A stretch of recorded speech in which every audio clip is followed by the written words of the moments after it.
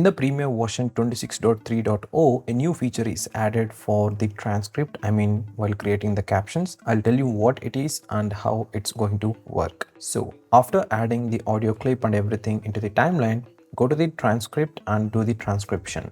If in case you are unable to see this window, click on the window on the top. From here, you enable the text option.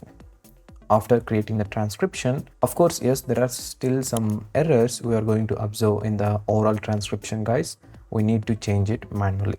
Once it is done, click on the captions, then click on create captions from transcript. A new window will be opened like this. This is where new options were added. As you can see here, this is the layout menu they added. Previously, it's not there.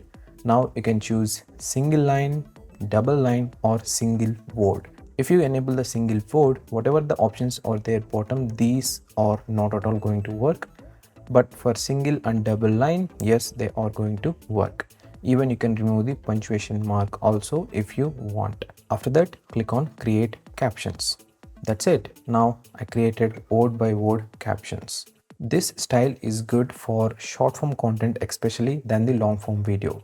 But yeah, Premiere Pro is slowly adding good features to the software that many of we want to use in everyday workflow. That's the video. I hope this update video helpful for you to use this feature in the coming projects. Also, subscribe to this channel for more updates as well as Premiere Pro tips and YouTube related guide videos. Thank you so much for clicking the subscribe button and stay connected.